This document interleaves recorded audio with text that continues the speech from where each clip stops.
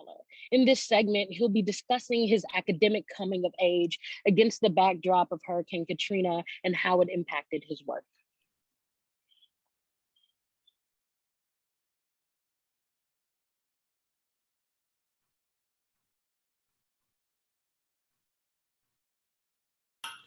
Good evening. It's an honor and a pleasure to be here today to speak about the Black Ecologies Initiative and to speak about my own research and my own ideas about environmental racism and environmental justice that are grounded in my own ethnographic research in New Orleans, Louisiana, as well as in the U.S. Gulf Coast region and also in Atlanta, Georgia. Um, I want to talk first about just how I came to understand environmental justice. It was as an undergraduate, as a sophomore. I was a sophomore in college when Hurricane Katrina happened. And I realize now that I have always been in tune to environmental justice struggles, particularly because of Hurricane Katrina. It's just that, at the time I didn't have the language to really understand what exactly environmental justice actually meant. But I did understand at that moment, it's really a crucible moment in my own mind, in my own life, because I think for the first time I understood, number one, that the state will withdraw itself and allow Black people to die in spectacular fashion, as we saw during Hurricane Katrina. But not only that, I came to understand really, in a really visceral way, the way that vulnerability in terms of income inequality, in terms of class inequality, also structures vulnerability in terms of environmental racism and environmental degradation as well.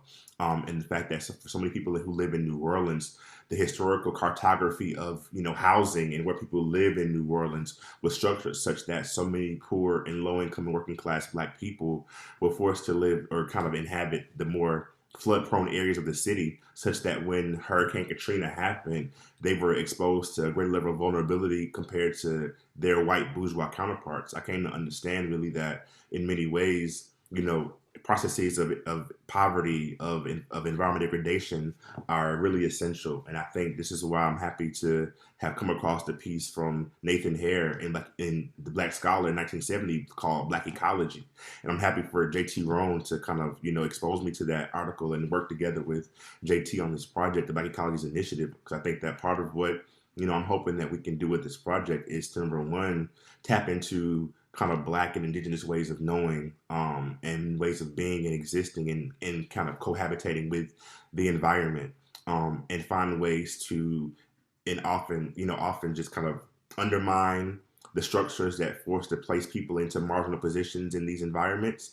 And the hope is that, by tapping into our own knowledge about sustainability, our own knowledge about the environment, our own beliefs about how to protect and secure the environment, that even in the absence of the state, when these environmental catastrophes do happen, we can secure a future for, Black life in the South, indigenous life in the South, that go beyond the state's willingness to either let us live or let us die.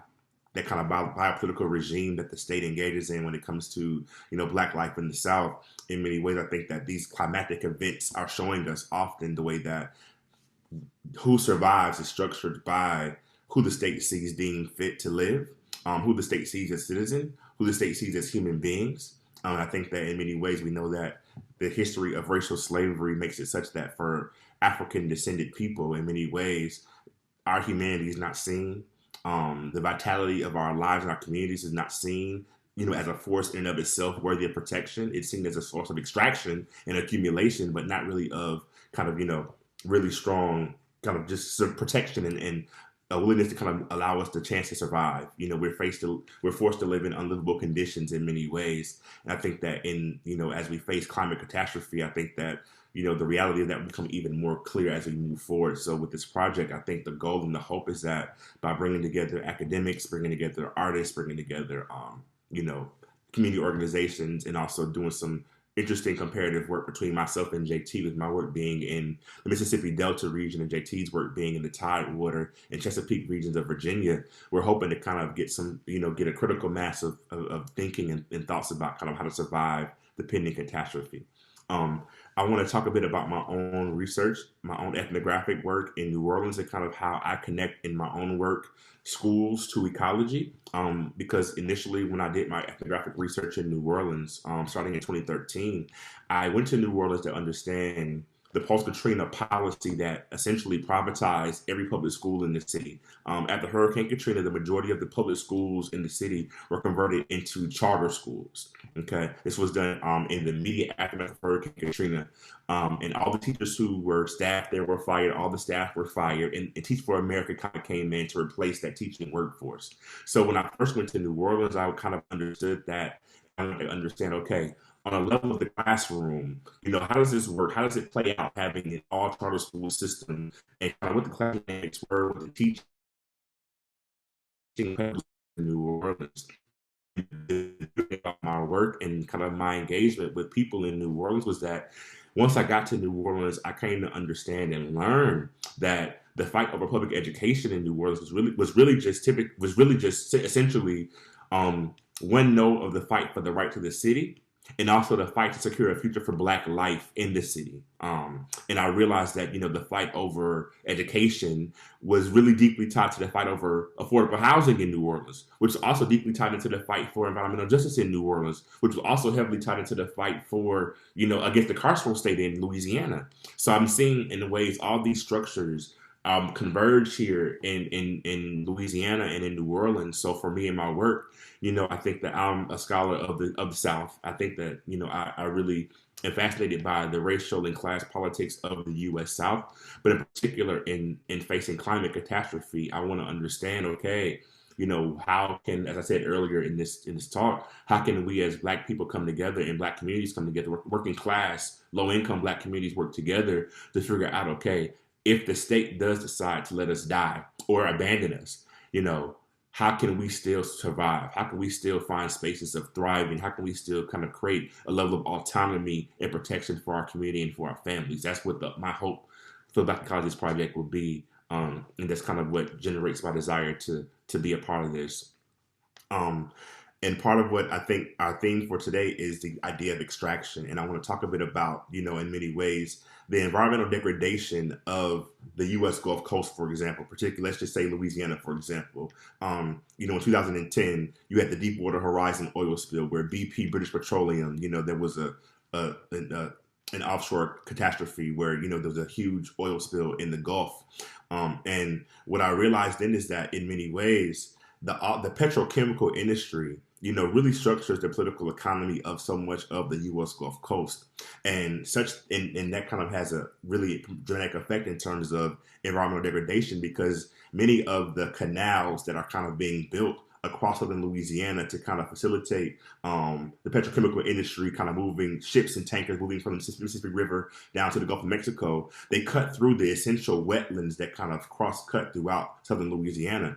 Now, what those wetlands do is that typically, in moments of tropical cyclones or hurricanes, those wetlands absorb a lot of the storm surge that happens. And I think by absorbing that storm surge, the more inland cities of like New Orleans, they are protected a bit more. However, because of the cutting through those wetlands for the petrochemical industry in many ways, you see these canals and thoroughfares being dug through those wetlands, destroying them. And what happens is that traditional barrier against storm surge that was there previously is being degraded even further, such that in New Orleans is now kind of the most vulnerable city to hurricanes in the United States. And so I'm tying together the offshore drilling, I'm tying together the post-Katrina reforms that kind of exacerbate the already existing inequalities and also vulnerabilities of New Orleans.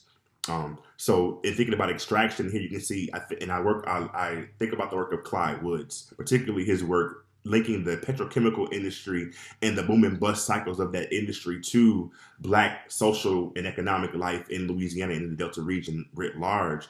And in thinking about just the way that the kind of environmental degradation that happens in the U.S. South, that's happening in the Gulf Coast in Louisiana, the whole idea of extraction and accumulation and the acceptance of degradation as being an acceptable kind of consequence of that, and being okay to kind of expose people to vulnerabilities.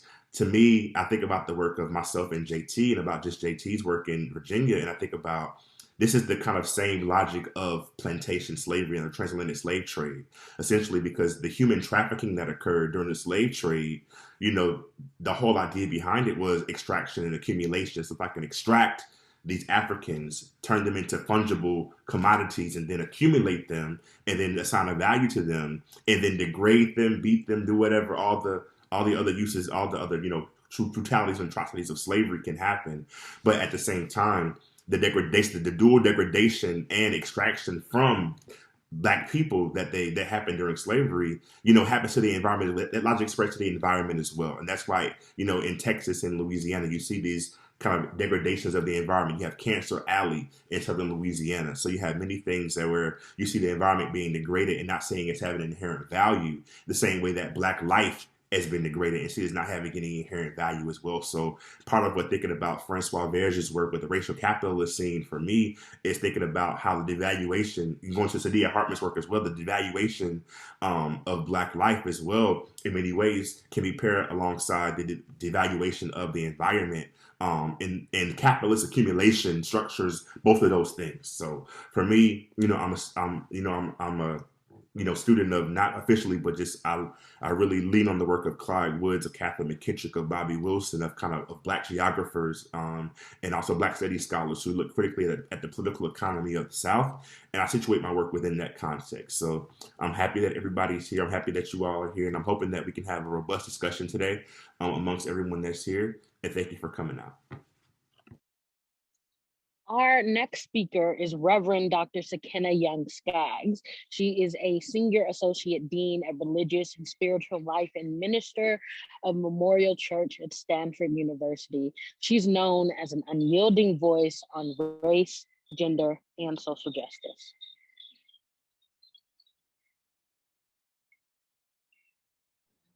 That's my cue. We're gonna, could we pin, okay, here we go. Thank you. Wonderful. Let me do a couple of other things. And so I say greetings. I'm honored to be here, not just as a scholar, but as a sacred practitioner. I am an itinerant elder in the AME Church, as was articulated earlier in my introduction. I am also intentionally AME because it's African Methodist Episcopal, and I'm an African spiritualist as well. Currently my position at Stanford allows me to do the deepest and broadest breadth of my ministry in the academy and in the church. And so I'm honored to be here to give libations. And I'm gonna, I'm a bit scripted because I like to stay on task and on point. So I'll shift to that for just a second.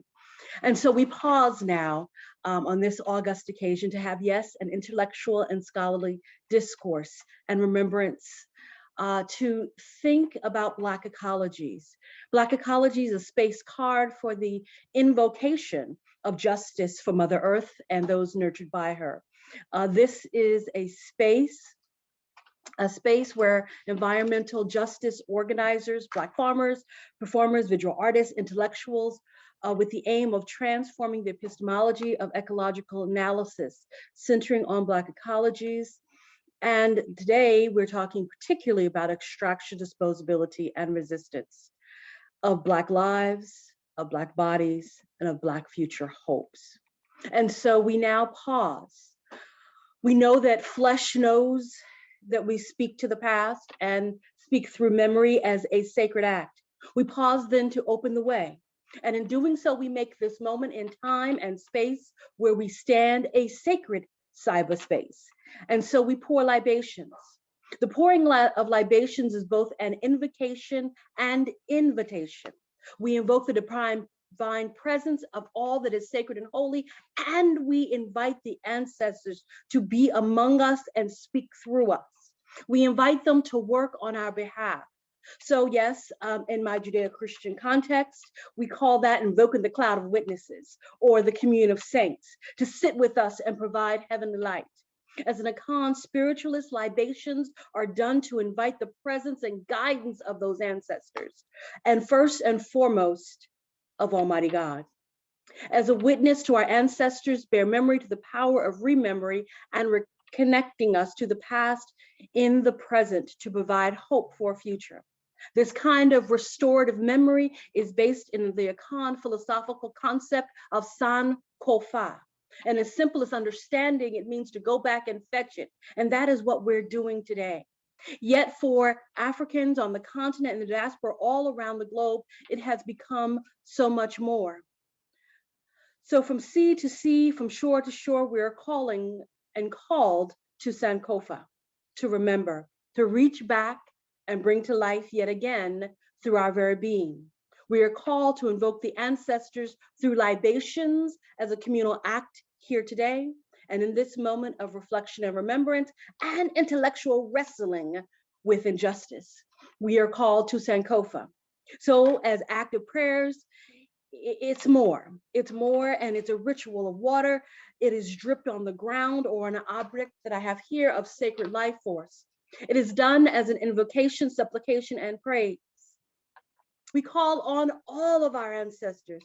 We are grateful for the life that we breathe and our essence of hope for the future. Jiao.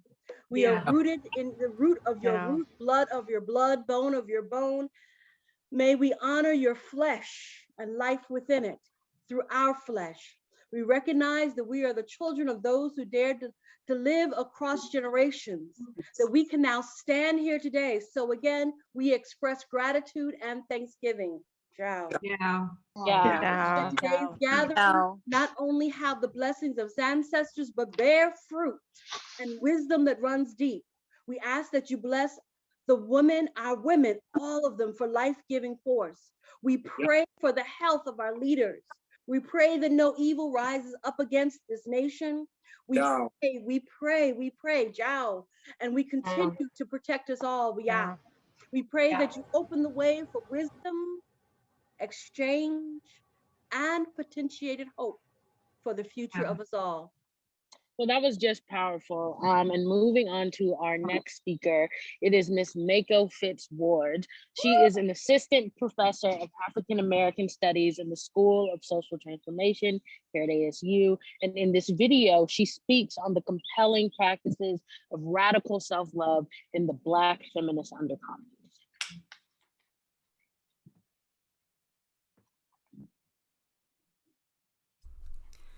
Greetings. Let me begin by thanking the organizers of the Black Ecologies Discussion Series and the visionary thinking of Professors J.T. Rowan and Justin Hosbey to bring together scholars whose work conceives of an expansive understanding of Black ecologies to register the vulnerability and disposability of Black communities across the diaspora.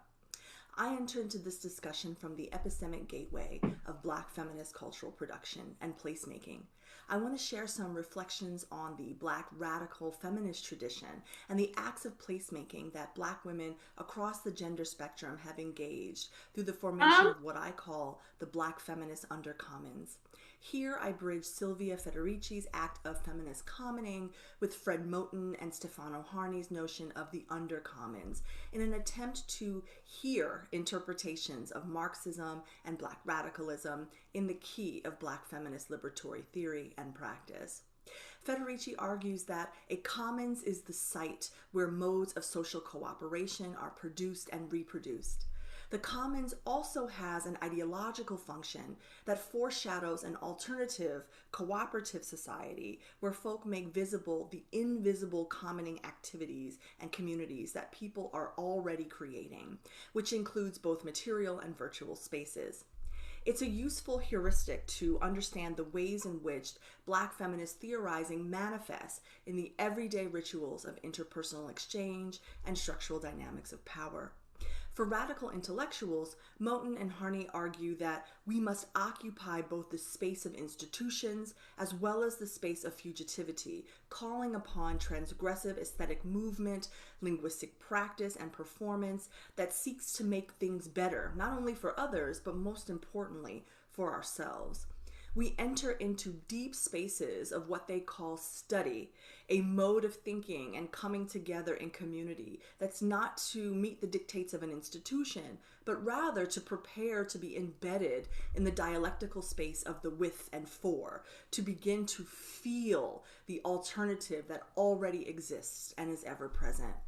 The undercommons is the space where we, as they write, inhabit the ruptural and enraptured disclosure of the commons that fugitive enlightenment enacts, the criminal, matricidal, queer, in the cistern, on the stroll of the stolen life, the life stolen by enlightenment and stolen back, where the commons give refuge, where the refuge gives commons.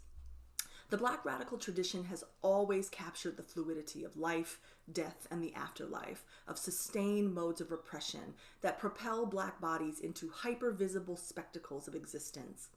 Communal strivings for freedom require self-actualized individuals fully aware of their personal agency. For as Bell Hooks declared, we cannot fully create effective movements for social change if individuals struggling for that change are not also self-actualized or moving towards that end.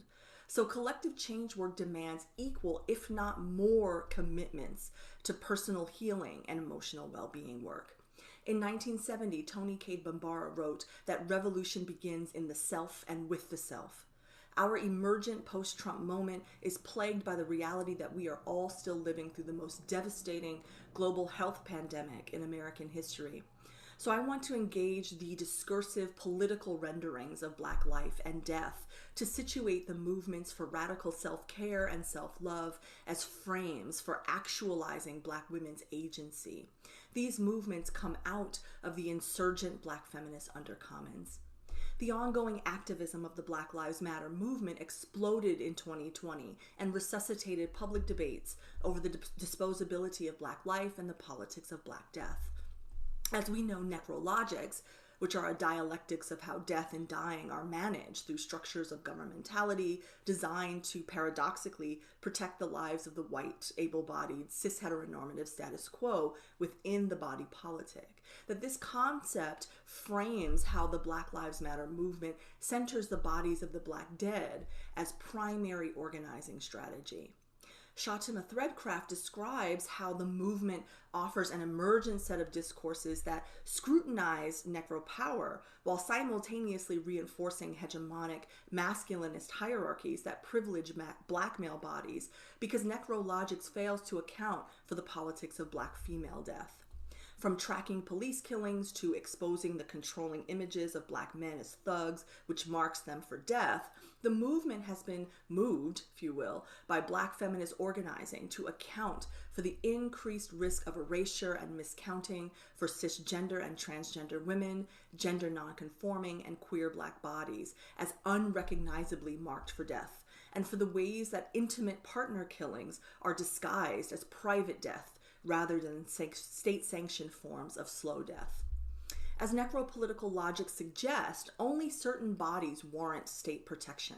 So while the subaltern is subject to a politics of death, through circulated networks, communal and societal administrative mechanisms, we know that biopower works to affirm life, and biopolitics is one of the many technologies of power, and one that, as Threadcraft's work reminds us, is rarely associated with Black women.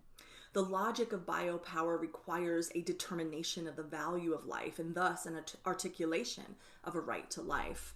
State power intersects with the Black female body through the production of death, whether it's fast in the case of police killings or slow, as in the social ails of racialized residential segregation, health disparities, and the overall socioeconomic conditions of Black life in America. So how do we imagine our worth outside of white biopolitical logics? If we are to move toward a future, and in the Deleuzian sense, toward a becoming, we must establish a process of becoming that acknowledges the boundaries of the utility of history, the archives or the crates, as the design of what we are and cease being, such that we may create, as Deleuze argued, a sketch of what we will become, the future. So here I want to expand Viviane Salehana's notion of metamorphic liberation to propose it as a process, a state of being, and an outcome. Metamorphosis, as a biological phenomenon, is a process of physical change through growth cycles that involve a precipitous transformation as a result of expansion and differentiation.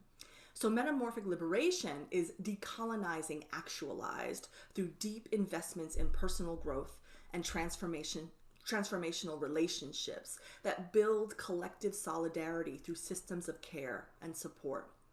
The Black feminist undercommons is a material, virtual, and imagined location where the praxis of radical self-care is projected as a pathway toward metamorphic liberation. It's a spatial formation of Black radicalism constructed through acts of transgressive, visionary, intellectual, and creative design. From Bell Hook's Beloved Community to Audre Lorde and M. Jackie Alexander's Poetics and Politics of the Erotic, the Black feminist undercommons occurs at the intersection of theory, of poetics, and praxis, where the dialectic of positionality and assemblages of embodied encounters advance fluid renderings of the racialized and gendered self along multiple axes of marginality. The tension between hegemonic social locations of difference and a more fluid complex of exchanges and events is what it's why the Black feminist undercommons is so dynamic. Like assemblage, placemaking is a product of arrangements and relationships, and we know that space is understood as the result of various trajectories that come together. So if a commons is the result of the relational pathways of human encounters, modes of interaction that facilitate not only place and space making, they function in the kind of ontological sense through a negotiation of existential meaning. In humanistic geography, space and place reflect the connection between the social imaginary and structured materiality. They are dialectically ordered based on the experience of human ecological arrangement. Ethics of care, communal healing, and self-love all guide Black feminist placemaking practices across modalities. The Black feminist undercommons is a generative space where Black women across the gender spectrum imagine modes of existence that reflect inclusive, pluralistic conceptions of difference and that really reject forces of power that seek to transform our bodies and our personal narratives into exchange commodities. It creates an ethos that further challenges and radicalizes intellectual production through the centering of voices, stories, experiences, and standpoints of Black women across, again, modes of marginality. In line with the methodological practices of Black feminist thought pioneered by sociologist Patricia Hill Collins, space-making practices eliminate the erasure and silencing of Black women by exposing our voices in ways that are positioned and grounded in supported spaces where we can thrive. Topographies of eroticism have been constructed by queer feminists of color whose sexual subjectivities traverse through and beyond the boundaries of normative erotic desire. Writings provide ancestral knowledge of the erotic as power, as a metaphysic, as a practice of autonomy that guides contemporary Black feminist theorizing on the politics of pleasure by writers such as Adrienne Marie Brown and Joan Morgan. The outlawry of Black women who transgress the norms of cis-heteropatriarchy exemplifies a mode of agency that renders the erotic a powerful weapon against what Alexander talked about as the colonial connection between property, ownership, respectability, and citizenship, and the contemporary neo-colonial apparatus of the global economy. So as an emancipatory praxis, erotic autonomy, as Alexander theorized, connotes a desire for decolonization, simultaneously imagined as political, economic, psychic, discursive, and sexual, where profound love of self and love of others, especially other women, is the starting point to fulfill our deepest yearnings for different kinds of freedom. To move beyond definitions of Blackness associated with capital and the imperial architecture, as Denise Ferreira da Silva writes, requires creativity, it requires poeticism and imagination beyond survival to get to a place of thrivance. Da Silva argues that it is precisely what she calls a Black feminist poetics that, through reading, writing, and reflection, similar to Moten and Harney's notion of study, provides the discernment mechanisms to review, rearrange, and interrogate the premises and categories by which Blackness has historically been understood. The Black feminist undercommons explodes any essential beingness framed through discursive renderings of white colonial knowledge formations. It's a space where poetics are used to emancipate the racialized, gendered, and sexualized subjectivity of Blackness from its ties to temporal or material world conditioning. The process of self-actualized becoming for Black women, whether framed as decolonized, liberatory, or emancipatory in nature, And here I'm thinking about the work of Hortense Spillers, right? As she argues that it's a global restoration and dispersal of power that demands the return of the total value it continues to derive, and here's De Silva's words, derive from the expropriation of the total value yielded by productive capacity of the slave body and of native lands. This becoming process is quasi-spiritual. It transcends materialities that situate Blackness as a register of imperialist, white supremacist, capitalist, cis-heteropatriarchy. Alexander's notion of the erotic as the space of the soul warrants a consideration of Black women's spiritual practices broadly defined outside the confines of any religious or spiritual tradition. Social media platforms like Facebook, Instagram, Twitter, and more recently TikTok have expanded the Black feminist undercommons, situating this socio-spiritual realm of activism within modes of virtual exchange. Here I'm thinking about social justice influencers and speakers like poet and activist Sonia Renee Taylor, whose work expresses an understanding of radical self-love that is aligned with a conception of spiritual healing and inner work that places her firmly within the Black feminist undercommons.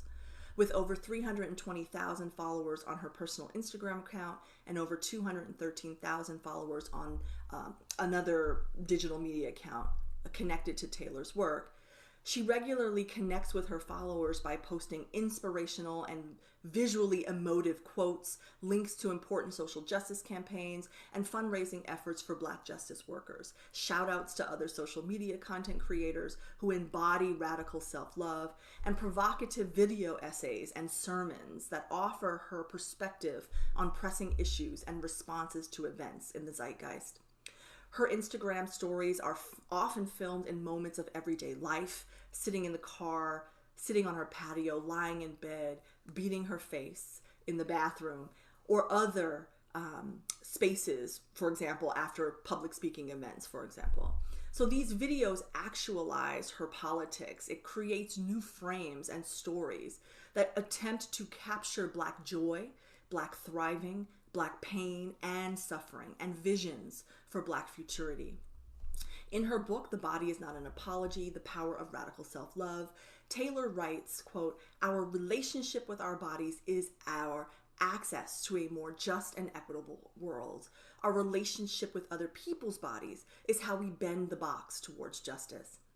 So self-love is not understood as a destination, but as that which already exists inside of the individual. It's who we already are. It's already working tirelessly, as she says, to guide our life. This is akin to the conception of the erotic as the inner voice and intuitive counsel that, when we choose to listen, functions as the most authentic guiding system toward fulfilling our desires. Taylor's Instagram stories often present a sketch of Black futurity that actualizes healing, banishes binary thinking, promotes positive self-talk, and cultivates real and imagined communities of care, that does the inner work of self-love and outer work of communion in service of the beloved community. She embodies strategies and possibilities for metamorphic liberation through this Black feminist virtual undercommons in ways that challenge necropolitics and invest in the relational biopower of Black women, right? Heightening the intrinsic value of Black life across the gender spectrum. So if the call is to move outside of white fantasies of Blackness and Black subjectivities, then, as Salehana writes, this exercising framework of metamorphic liberation, right, or the total transformation from suffering to liberation, already exists within Black feminist discourses of radical self-care and self-love, and are scrutinized and actualized through the Black feminist undercommons as practices that hold individual and collective healing as equal parts of social transformation work. Radical self-care and self-love are part of a long tradition of Black women's insurrectionist liberation strategies that emerge out of the Black feminist undercommons, where Black women theorize the power and praxis of the erotic as radical healing for the individual and for the collective, manifested through these material, virtual, and imaginative spaces. So it's the space for metamorphic liberation precisely because it functions outside actively resists white institutionalized fantasies of Black personhood. This form relies exclusively on the creative labor of Black women and is sustained through personal and economic investments from our networks of support, which include white and non-Black co-conspirators.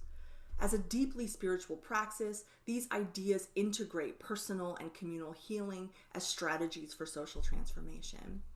Framed through the lens of Black feminist biologics that critiques extractive exploitation tactics and centers Black women's agency, the radical self-care movement exists in the Black feminist undercommons as a countermeasure toward metamorphic liberatory transformation that produces insurgent knowledge within a broader discourse of Black ecologies that, as Hosbey and Rohn suggest, is produced within communities in ways that, as they write, historicize the current crisis and how we conceive of futures outside of psychological destruction and spirit murder. Thank you.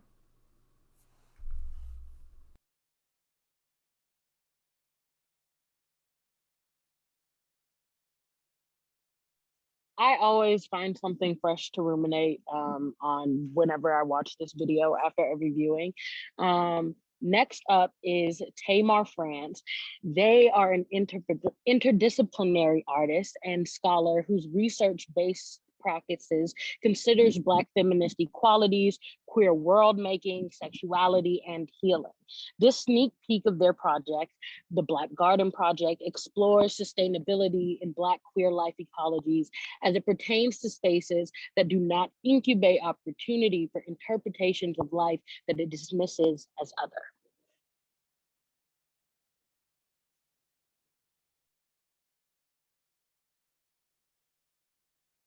Hello, my name is Temar France. I am an interdisciplinary artist and scholar. And right now I am a graduate student of performance and interactive media arts at Brooklyn College. Right now I am recording from Muncie, Lenape land, which is now known as the U.S. territory of Queens, New York. I'm thrilled to be a part of Black Ecologies today and very thankful for every Black organizer, farmer, scholar, and artist behind today's event. Formality is but a simulation, but simply, I want to talk about love today and what it really means to create spaces of love and life for Black people, something reaching beyond care. Love as an exuberant and fertile resistance practice. As you watch or listen to this presentation today, please take the time you need to be comfortable and please take care of yourself. In addition to captions, a full PDF transcript of today's audio is currently available for download at my website, www.temarfrance.com. I'm going to share a media project today, which I have titled the Black Garden Project. It is a project created and imagined for radio broadcast, and I will share a short audio sample of it after this brief introduction. I'm interested in the way movement materializes in the oral. The Black Garden Project is a real garden, a garden that examines and interrogates how Black queer life ecologies are sustained in spaces deemed innocuous sites of possibility, such as the university, the Botanic Garden, the timeline, and the project of the nation. The current iteration of this project is actively materializing itself beyond today's presentation in preparation for broadcast this summer, and I will actually be announcing its radio home this April 2021. I'm inspired to do this work as a recuperation of past iterations of my digital media projects, which have largely focused on the meaning and possibility of making radically inclusive spaces for Black life to be nourished and cared for across differences. I come to my study and exploration of Black ecologies, and specifically the notion of the radically inclusive space for Black life through my engagement with the radical thinking and mentorship of the scholar James T. Rohn. JT writes As the nation's social orphans, as people for whom the powerful on one continent disavowed connection and sold to the power of another continent, Black communities of the diaspora have derived their alternative structures of power from the ability to forge connection across differences. The Black Garden Project is about getting up close to the real work of forging those connections. Roan's critical historicizing and spiritual archaeology of the radically inclusive architectures forged by the politicized vulnerability of artists and activists such as the queer and spectacular John Paul Hammond and the political prisoner Donetta Hill has helped me breathe deeper consideration and direction into my own work. I am inspired by the Black life-making architectures of Black people, and I'm compelled to explore and document this sort of Black ecological succession through experimental radio performance and interviews. By making these connections between past and present-day radical architectures of collective nourishment and social inclusivity more accessible, I believe this project can do critical work to connect Black life between identities and communities that are the most impacted by anti-Black and anti-Indigenous racism. I mean, to be very specific here, I want to build this project with the exiled, the disabled, the sex workers, the righteous freaks, guardians of our Black life temples. After careful consideration, I've elected to share these thoughts, ideas, musings, and analyses with the world at large through one of the most accessible and enduring formats ever created, via the radio airwaves. I hope to explore how the radio medium can also gesture towards the ephemeral instability and impossibility of structuralizing nourishing spaces for Black life, while exploring the simultaneous capacity of radio to enact real structural connections through vulnerable Black communities that are creating new sites for Black resistance politics, Black life, gardens, and futures. Ultimately, the Black Garden Project's eventual broadcast as a radio show will strive to resist normalized imaginings of Black futurity and embrace an ethos of radical inclusivity that will bring listeners with me on a journey of discovering and forging new Black ecologies. Now, please enjoy this early and in-process audio video sample of the Black Garden Project featuring the artist Amanda Enzo. Thank you. Welcome to the Black Garden Project. I'm sitting with my comrade, my friend, Amanda Enzo. Yeah.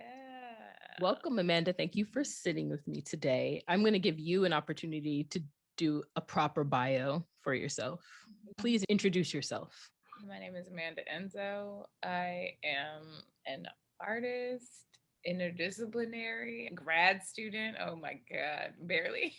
Very much so. Amanda and I are classmates. We're in the same ensemble at Brooklyn College in the Performance and Interactive Media Arts program.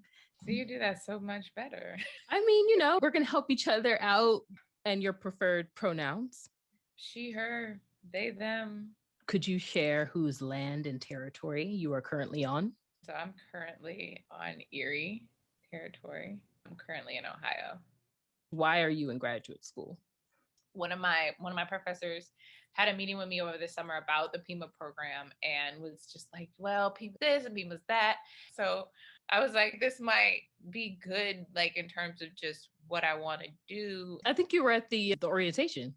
You were at something where I got to see you perform something you had recorded. I think it was a second orientation. Was that the second orientation? Yeah. Yeah, I missed the first one. Yeah, it was the first Zoom play I did. That's when I was like, Amanda's amazing and brilliant. And who is this talented person? Oh. And I can't imagine the program without you. So I'm so glad you made that decision. Same way. Because we were able to build actual community within the program. We're still building it. And just like, we were also able to find, I think, like-minded artists who we wanted to work with and do things with. And like, we push each other's work in similar ways. So absolutely. I was also like really, really happy and excited that you were in the program. Do you feel supported by the institution to do your work? Hell no. Hell no. Hell motherfucking no. Brooklyn College is some shit, boy. No, it's cute. It's performance. It's performing care. It's performing concern. It's performing legality. It's performing. It's performance. It's a performance piece. And it's when you call them out on their performance that all fucking hell breaks loose. The institution is crazy. Do you think safe spaces can exist for Black people within racist institutions? Space is like a tricky word because I feel like that also is like weirdly defined. No. Maybe temporarily safe for a moment, for a period of time. But the overarching, no. It's an overarching no. Because at any given time, your ass is still Black. And no, it ain't no fucking safety for us. Not really. And if not really, then it's not real. One of the questions I have wrapping up for you is, how do you envision your own garden? And can you describe it in detail? This can be a literal place or an imagined place. Oh my God. I would love to live in like a tree house. Have a really foresty like area and have like multiple tree houses connected by like little, like jungle rope and wood steps and stuff. That would just be so lovely to live. And like with that comes like my garden just looks like a bunch. It's like surrounded by trees, so like you can't see into it. But once you get into it, it's just like there's everything there, like literally everything. I just also recently learned about aquaponics. There will probably be a bunch of like aquaponic towers around as well. I'm like, ooh, sort of sci-fi. Yeah, it's okay. So, right, we're in Pima, all this technology we're learning and talking about like how to be sustainable, but technology is advancing so much and blah, blah, blah, blah, blah. I'm like, that's like a perfect way to like use technology in function with nature and not against nature. Would you grow anything specifically? Every leafy green I would grow in there. The only thing you really can't grow in hydroponics is like roots, things that grow underground. So like my garden would be like outside would be like the trees, like almond trees and like pomegranate trees, whatever else, mango trees, whatever grows on your banana trees, so many trees. But I had a garden growing up, if you can't tell. So that's also like a part, it's just like in my blood. How do you wish for people to engage you and your work in the future? Do you have a social media, websites? People can find me amandaenzo.com. But I want people to engage my work, I guess critically, engage it critically in a way that in which like it's not separate from your life. Take it with you and think about it more. Y'all keep your head up because nothing is impossible. That's really all I got to say. With people, there's power. The power is in the people. And act up. Fuck respectability. Act the fuck up. Recording from Pier 2 in Gantry State Park in Long Island City, New York. It's beautiful today. A plume of smoke billows over the Queensboro Bridge. Birds, seagulls flock above me.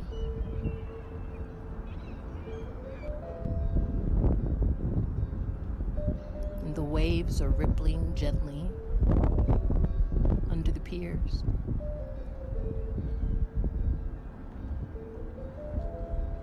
The city is quiet.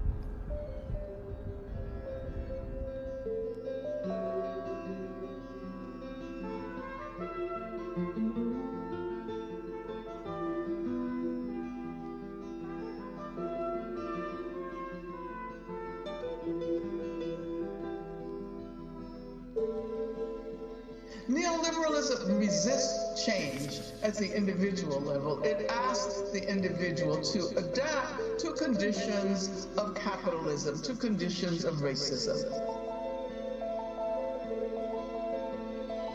Neoliberalism resists change at at the individual level. It asked the individual to adapt to conditions of capitalism, to conditions of racism.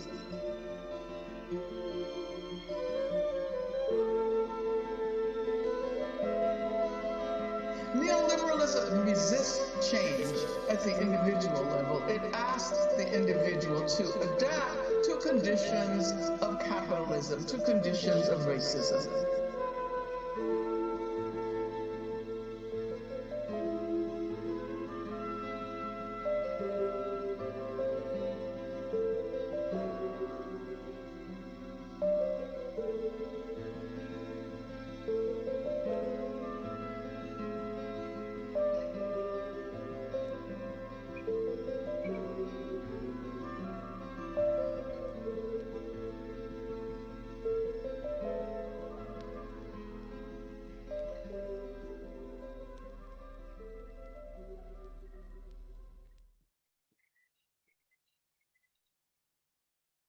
I can't wait for the rest of that project to drop. It was everything. The ending was impeccable, all of it.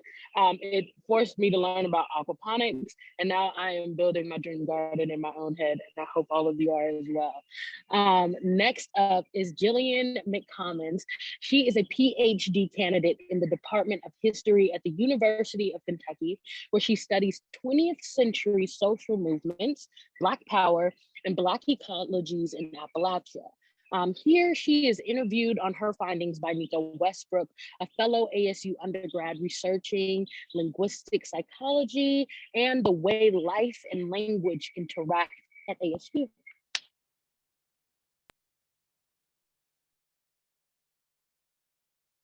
In this country and other countries too, we're everywhere and we're fighting against racism, against discrimination, and against these spaces where we're limited to live.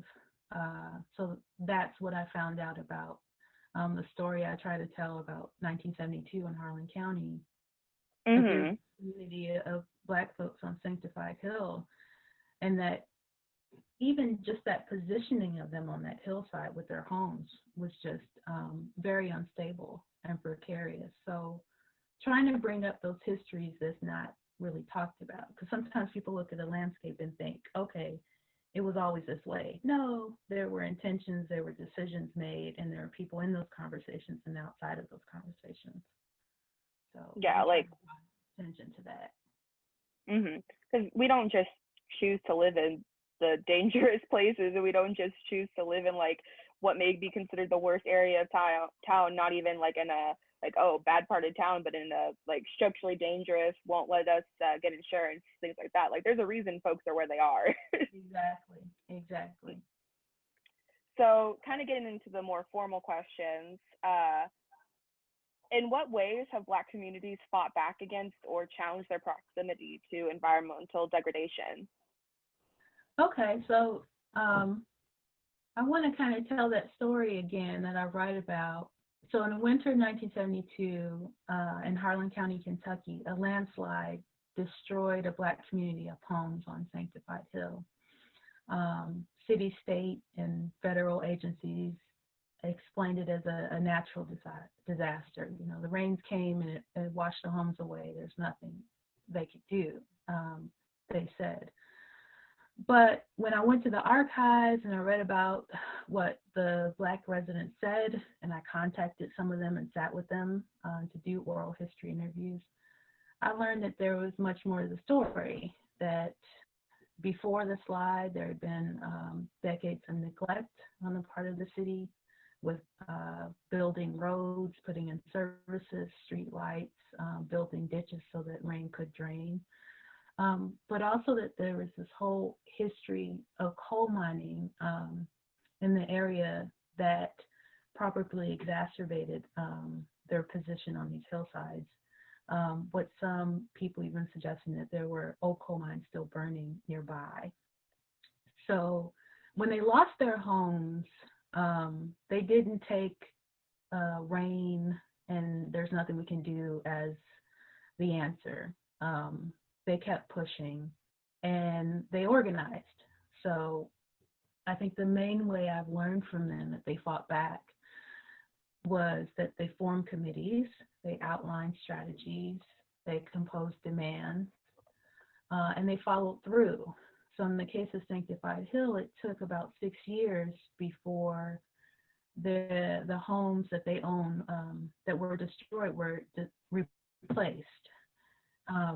So I think the main way they fought back was to organize and continue speaking truth to power. They used the media, they used newspapers. Maddie Guy Knight, who was elected chairman of the committee for the Sanctified Hill residents, she boldly kept speaking truth to the governors, calling out city officials, saying like, I hear you talking, I don't see you acting. So I think that their activism and their ability to build this collective power, and it was led by Black women, a Black woman, women, men, people from inside the region and outside the region, that they were able to challenge the injustice. Yeah, and can you tell me, so I read the piece, but I didn't really do a lot more digging. How did they eventually get some sort of justice or reparations for their homes? Well, they traveled. One of the things they got to do with the help of the Black Appalachian Commission, which is actually when the BAC got there, and that's the organization I study, they asked the community, what would you like to do? Which I think is so important. And, I'm studying their strategies for empowering communities, and they went to listen first and foremost. And the community said, we want to go to Washington and hold a press conference, So here is this very small community in Harlan County, Kentucky, and they say, well, we're not getting the attention and help that we need here in the state and in the city, so let's take this to Washington. And so they held a press conference there, and Maddie Guy Knight spoke out. And one of the things she said is that, we're disaster victims, and we're being treated like we're not even citizens of this country, like we don't pay taxes. So it was a way for them to call out the federal agencies, the state agencies, and also in some ways to call out their home places for not doing anything. So much inaction that they had to take this all the way to Washington to get somebody to help. And I think that they did that. They had a meeting with the agencies and started to begin the conversation of how to repair this. But again, it took time. It took them constantly speaking out in the paper and saying, here it is 2 years later, we still don't have homes. Or here it is a year later, and they're charging us rent in this place that's supposed to be emergency housing. Why are we being charged rent when, we owned our homes? Why are you trying to profit from this disaster and how it's affected us? Mm-hmm. I think that sounds a little familiar with regards to Flint. Like that's the first thing off the top of my head. That sounds a lot like Flint, Michigan. So exactly. And I don't speak out when this disaster happens, and then all of a sudden you get folks trying to come in and say, well, how can they capitalize on it? And they kept calling that out, and they're saying, okay, we see this developer coming in, but why isn't anyone doing a study on our behalf to tell us, the value of the property we lost? Mm-hmm. So, yeah, like it's tragic that I think the same work is having to be done. Like, what is it, 50 years now in the future? But hopefully, like using stories like that, people can go forward, using the methods that were used back then to kind of just keep attention on spotlights down, like going back to Flint, like Marika Penny, Little Miss Flint, has been doing work since she was tiny, like right. Being like, we still don't have water, like things like that. And she is not letting people forget about Flint. Like, she's out here still, like, we don't have water, we can't be in our homes, but we can't sell them. So like, what are we supposed to do? So I think going forward with information of how things were handled in the past, I think is incredibly important. Yeah, and I think that's a lot of what I want to do as a historian is, you know, my mission is to make sure people don't forget. And that's exactly the strategy they used. Is to keep reminding them of what's happening. And I think that's the work of historians, to keep saying, especially historians that study social justice and radical history, is to say, well, wait a minute, we've been here before, and this is how people called it out then. Yeah, and for sure, I think one of the problems with how we teach history in America, or at least in the academic setting, is that it's set in stone, and also that when it's done, it's done. Like that, oh yeah, this happened then, and this, like, that's it, like it happened, and then we're done with it now. There's nothing to learn from it. There's nothing, it's not affecting us anymore. Like, that was a long time ago, so that's it. But I think it's important to, like, look at our history. Like, you gotta look at history, you gotta learn from it, or else what was the point of it happening? Exactly. That's also why I like to do the oral histories, because a lot of people are still here. You know, doing history, I was able to meet and find the former director of the Black Appalachian Commission and spend time with him and talk to him about his experiences. He remembered well what happened in Harlan County. He remembered the election of Mattie Guy Knight and how highly they spoke of her, and how she was at first reluctant to take on the position, but when she did, she was just a force. You know, and he talks about how much he admired her leadership. And the Black women's organizations that supported the commission. So it was like all these things that I didn't find in the archive by going to spend time with him and talking to him. Blanks. It really filled in the blanks of, you know, and that's the importance of talking to Black people, you know, who are here, capturing those memories while they're here, because there's so much that goes untold. Yeah, there's so much more to what happens in our lives than what can ever be found in a book, for a multitude of reasons that I don't think we have enough time to get into about the fact that we could be here all day. True.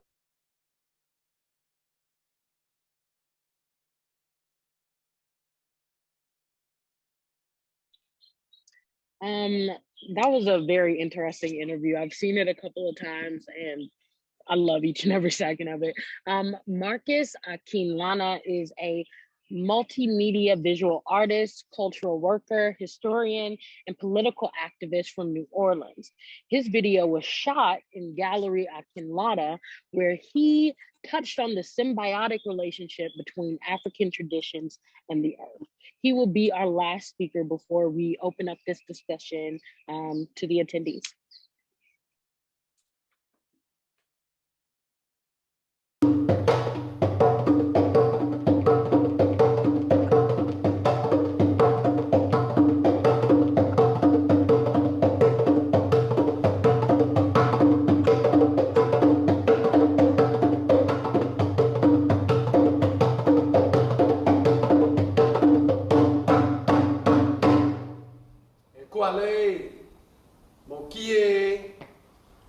Good evening. I greet you in the nighttime.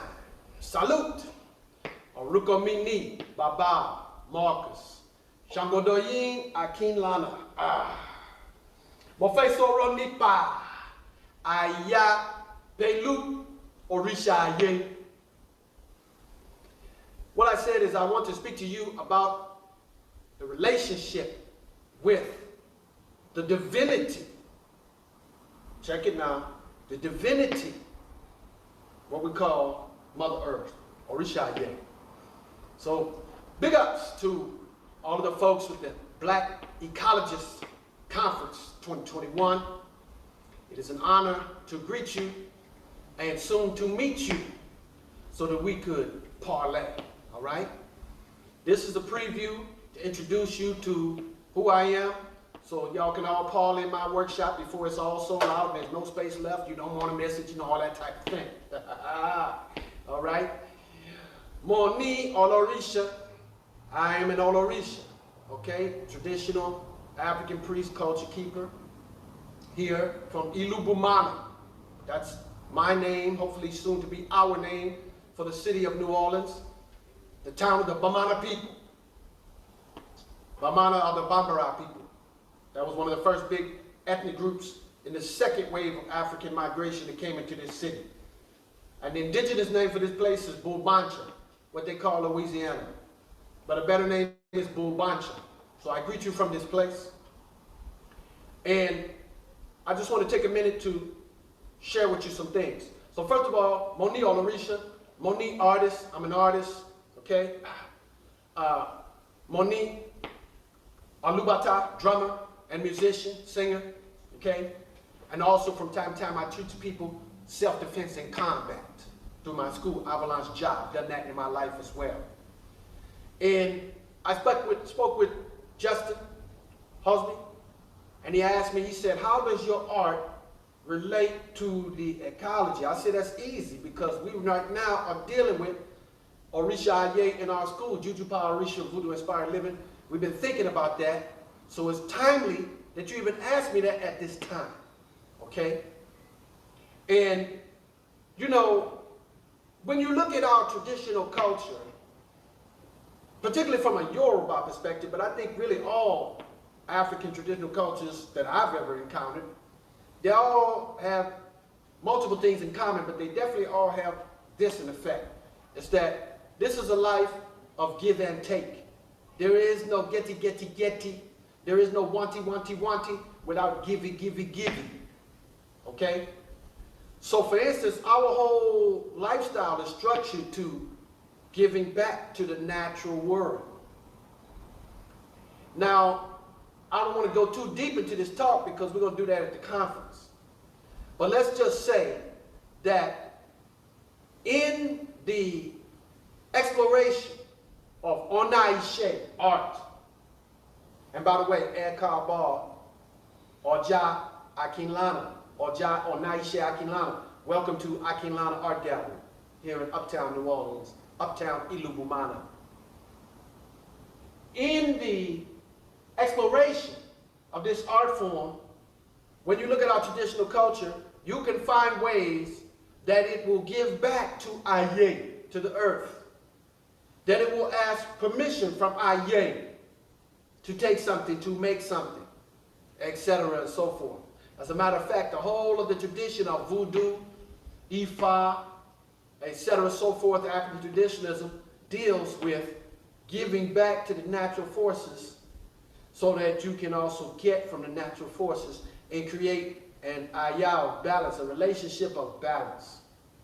So we're going to go deeper into those things when I get the honorable opportunity to address y'all at the conference.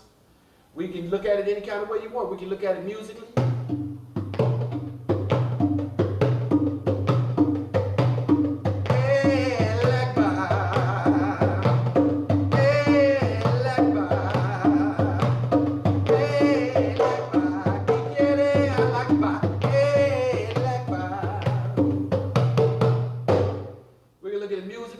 We can look at it artistically. We can look at it in terms of Ashawa.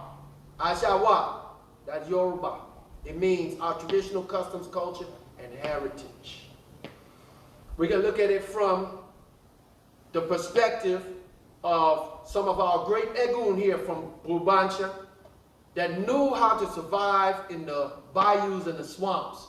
If you know me and you've been following the work that we've been doing a lot of work with that lately in regards to survival mechanisms during these times, which includes corona, war, and instability, all of which we will rise above by using our Shawa, our traditional culture and custom, and our own cultural genius.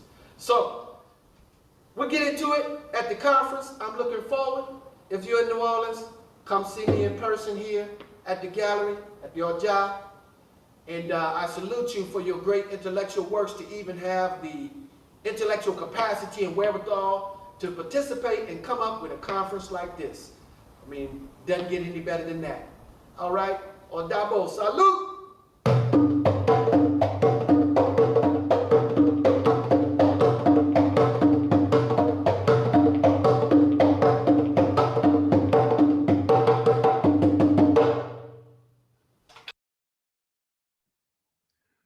we are just so excited to have had this really rich beginning to our discussions.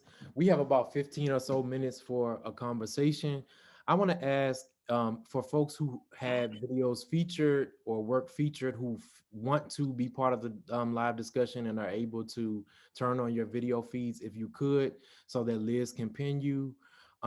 We really appreciate this rich offering just to get us started. And you can also start audience members. I'm going to turn it back over actually to Alexis. I was about to take your thunder. As he started to tell y'all, audience members, you could start raising your hands and we will call on you. You can also leave comments or questions in the chat. So just to kind of get the ball rolling, this Black ecologies as a concept for me, it spoke to me through my childhood. I didn't realize that some of my fondest memories were against the backdrop of Black ecologies. I spent a lot of time in Selma, Alabama, during the summers, and I didn't know just next door in Lowndes County, my cousins and my uncles were suffering a raw sewage crisis that is leaving a third of the residents with parasitic diseases. So Dr. Hosbey talked about it briefly, his experiences and his life with disposability and extraction and resistance. And I just wanted to see if any of the panelists could speak to similar experiences and how that might have informed your work. I can speak a bit very quickly. I'm a birth child of Newark, New Jersey, and I grew up near what we call the Arthur Kill, and the devastating pollution and economic and ecological destruction of that region. I grew up breathing in the constant ecological oops moments from Exxon, the original Exxon. So that was like out my window, the original Exxon Standard Oil. So I grew up several miles from it. But I always sought trees. I always sought greenery. I always sought to be ingrained in Mother Earth. And my ancestors always spoke with me through the ground and through the dirt. I'm an up south child of Newark, New Jersey. My southern roots are in Virginia and in the Caribbean. And so, yep, Virginia. and so there's a little town called Crewe, Virginia. If you blink, you miss it. It's real small. and those are where my people settled. And I still go home. And we drove home I'll give you an example. That was my calling, to do a COVID safe drive from Phoenix, Arizona to Virginia, because it called me home. It called me home to touch my ancestral dirt. It called me home to know that it was going to be all right. And it was that drive that helped me to know that I was still yet anchored and still yet surviving in the last July in the middle of COVID. And so for me, it's always been about the earth and the dirt. And of course, going to Ghana almost every summer now, that's part of that earth and dirt connection as well. So for me, it comes together in my ontological being in so many ways, not just the intellectual, epistemological, but also in my very being. Sure, I'll share. Hi, everyone. Thank you for being here. And thank you for mentioning earth and dirt, because that's also so much a part of the work that I do, in making sure that I can go to the places I talk about and stand in those places and try to get some sense visually, emotionally, physically of what happened there. But also just in my own family's history, we would collect dirt, we would collect rocks from places that were important to us. So if we had family reunions, or if my great uncle was traveling back to North Carolina to visit the hills from, where he was born, he would bring something back, and it was often something natural from the earth. So a lot of my attraction to this history about Sanctified Hill has to do with going to the 50th reunion of the Eastern Kentucky Social Club in Detroit in 2019. And since 1969, that community of people who lived on that hill, but also in Harlan County in general, they get together every year. And them remembering really is its own Black ecology, because they're getting together in various spaces around the country to talk about what happened. And one of the things they always talk about constantly is the Sanctified Hill disaster. And there's so many stories about what happened, the shifting earth, the responses to it. Maddie Guy Knight would continually come up. But the fact that they're continually trying to think about what happened and theorize, what happened, these are everyday people doing this, was just so critical to me. And a lot like what my own family has tried to do in remembering our migrations and taking natural materials. There's something we're trying to work out. And there's also a relationship with the earth that we're trying to reinforce and work out. So I'm glad to be a part of this. Thank you. I'll say a little something. Okay, mo njoko ni sisi ni ile onaishe ile fa ile jagumi. So what I just said is I'm sitting right now in my art studio in my house of Ifa and Voodoo, and I forgot what else I said, whatever. And I said in my house of martial arts training, self-defense and combat training. That's what I said. I remember now. This, okay, you can see my art behind me and all like that. This was under 8 feet and 1 inch of water in 2005 for Katrina. The water was on this compound for 3 weeks, okay? That was the third event like this in the 100 years in this community. The first was the 1927 flood, okay, which was the biggest, one of the biggest disasters, if you want to call it that, in the history of the United States. And then 1965, Betsy was killed along with some of my aunties and maybe uncle in 1965 in Betsy, basically in this extended community. And then later came Katrina. However, of course, we've had many other eco situations here. Dr. Hosbey spoke on some of them, all the way down to cancer, allergy, et cetera, so forth. You can look on my social media and you will see that we had in 2020, we had the threat of upwards to 5 hurricanes here, okay? And each and every one of them, we consulted with Orisha and the lower. And as a matter of fact, because of our consultations with Orisha, both not only this Ile, this temple, this house, but other traditionalists here in New Orleans, and maybe other people from other traditions, but specifically our consultation with the divinities that are aligned with the natural forces. I've told people before, and I don't mind going on record and say that is the only reason that New Orleans still exists.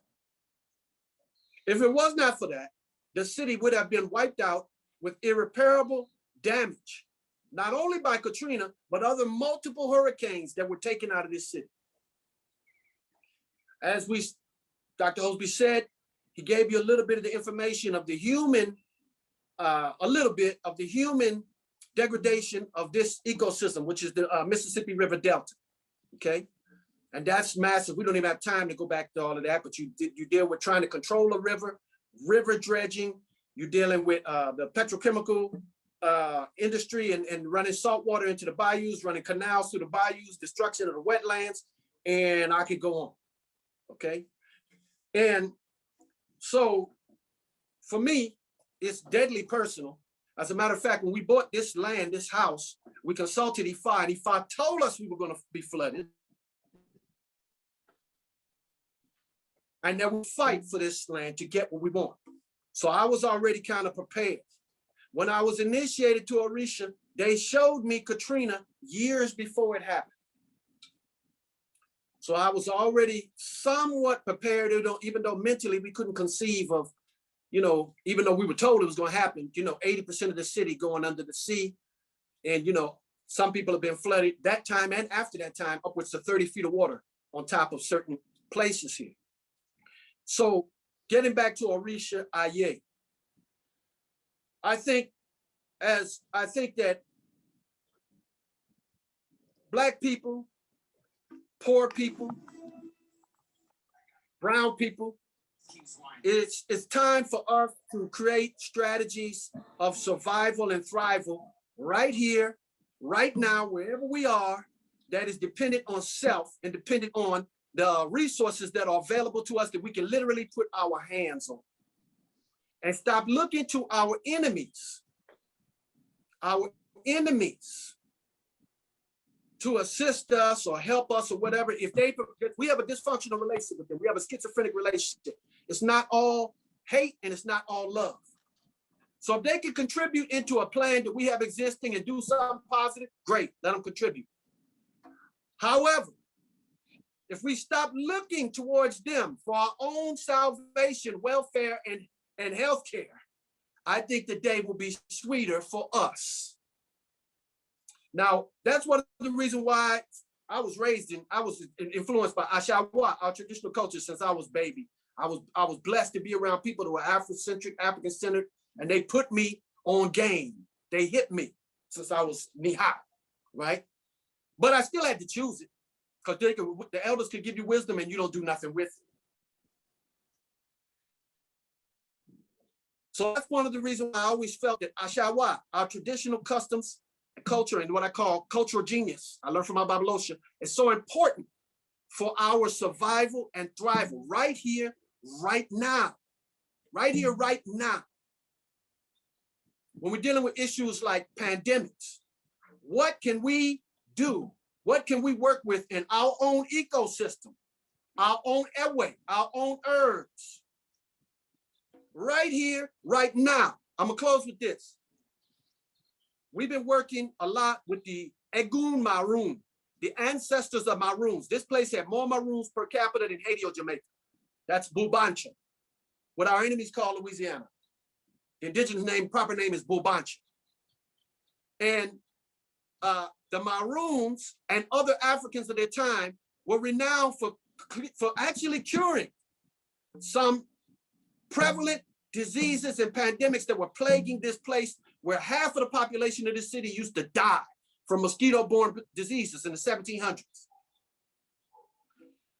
They cured scurvy in the old African village on the West Bank with orange peels and nails. So that inspired me to be like the people of the Congo right now who are using Congo Balolo to combat Ebola and coronavirus. It's like, what can we do for ourselves to work with Orishaye as the Ialode right here? Let me see. Mama Young Scaggs said, the Mother Earth. What can we get from our ecosystem to help us survive now? And like I said in the video, there is no getty without givey, right? So I'm gonna stop there. It's an honor to be included in this important symposium. Well, thank you so much, Mr. Marcus. That was a powerful point you made about stop looking to our enemies to contribute to our healing. So in the chat, I think Miss Kisa Johnson asked, can you all talk more about remembering? So in the spirit of that question, let's open up with Miss Mako Fitzward. So I was reading that question in the chat and it got me thinking about Toni Morrison and notions of rememory and the ways in which we may recall or choose not to recall because of the depths of repression that certain experiences sort of have for us. And so I think in sort of the more recent work around the self-care movement that I've been doing, I think rememory has a particular place insofar as Black women are able to create spaces of care that allow for certain memories to be recalled, held, and released in particular ways. And so without the ethic of care, and I've been using that phrase, I mean, obviously this is a very old phrase, especially inside of Black feminist discourse, right?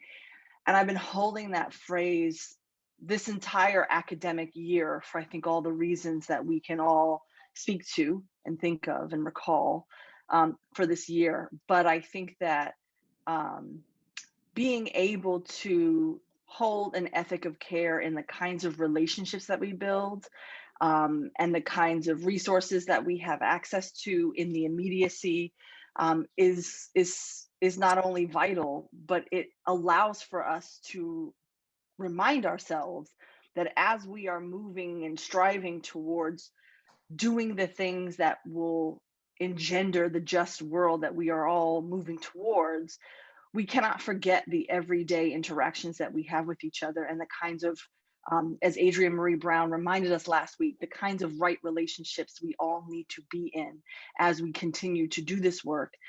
And that as we are doing this work, if we are not thinking about the micro level ethics of care that we hold with the day-to-day interactions we have with one another, the kinds of interactions that we have with the folks we are meant to build with, if we're not reflecting on and considering those ethics, then why engage in the work that we do on a larger systemic level in the first place? That's an interesting question, which is something I'll probably have to wait till after this to unpack. But when I saw that question in the chat about memory, about remembering and rememory, I was also reminded of Tamar's work as well as Jillean's work. Miss Jillean's work as well. So, Tamar, can you talk about how rememory works in your work and Black queer life ecologies?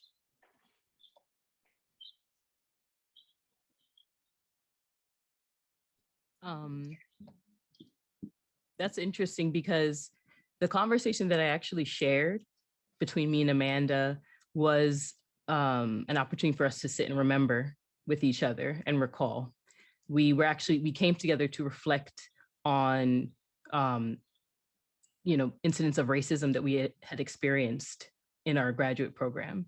So the entire conversation was really structured around us having an opportunity to speak unfiltered about those experiences and how they impacted us, right? Not to prove anything to anyone, but to just reflect on the truth of what happened. So memory is really important, and recalling and specifically being able to do that in a space that feels safe and that feels like it lacks judgment. So that's really, I think, something really at the core of what I'm interested in, is creating opportunities and spaces for that sort of memory work to happen without any particular agenda, but to create that space of safety and that feeling that those stories matter and those feelings matter, just as they are. Yeah, that's imperative. Jillean, can you speak on how this affects and informs you're muted, Alexis. Sure. So the reunion that the Eastern Kentucky Social Club has every year, even though that's a once-a-year meeting, they also have different Facebook groups. And one of the groups is called Sanctified Hill.